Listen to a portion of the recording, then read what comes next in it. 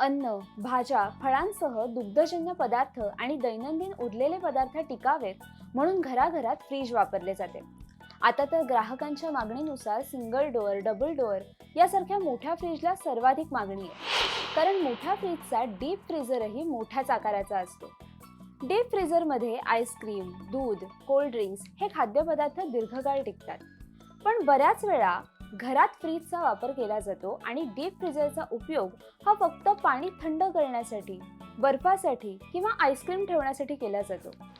आज आम्ही तुम्हाला काही टिप्स सांगणार आहोत ज्याद्वारे तुम्ही तुमच्या घरातील डीप फ्रीझरचा अधिक चांगल्या पद्धतीने वापर करू शकाल.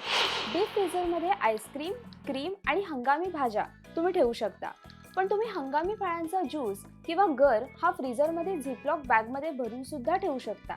त्यामुळे बाजारातले रसायन टाकलेले पॅकबंद पदार्थ खाण्याची तुम्हाला गरज भासणार नाही. हे पदार्थ 6 महिने अगदी आरामात तुम्ही वापरू शकता. तुम्ही मटार म्हणजेच हिरवा वाटाणा, कॉर्न, शेवग्याच्या शेंगाचा गर देखील झिपलॉक बॅगमध्ये ठेवू शकता आणि ते वर्षभर साठवू शकता. तुम्ही हिरव्या कोथिंबिरीची चटणी किंवा लाल चिंचेची चटणी फ्रीझरमध्ये हवाबंद डब्यात ठेवून 14-15 दिवस वापरू शकता. जेव्हा तुम्हाला हे फ्रीझरमधील पदार्थ हवे असतील तेव्हा अर्धा चमचे पाण्यात टाकून ते गरम करावे आणि मग वापरावेत.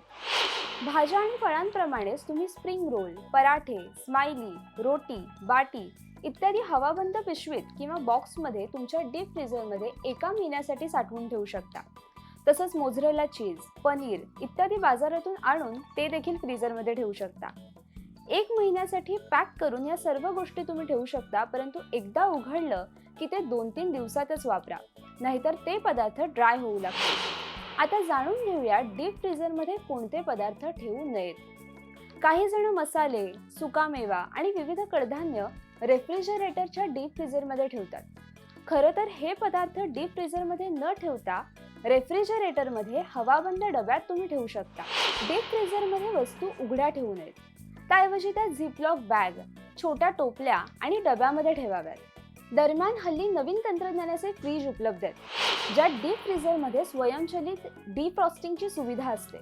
परंतु जर तुमच्या फ्रीजमध्ये ही सुविधा नसेल तर तुम्ही रात्री झोपण्यापूर्वी डिफ्रॉस्ट स्विच दाबा, जेणेकरून डीप फ्रीझरमध्ये गोठलेला अतिरिक्त बर्फ निघून जाईल.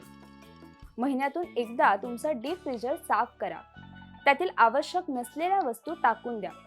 तसंच डीप फ्रीझर वारंवार उघडू नये, त्यामुळे त्याच्या कार्यक्षमतेवर विपरीत परिणाम होतो. अशाच नवनवीन टिप्ससाठी माय महानगर मानिनीला नक्की सबस्क्राईब करा.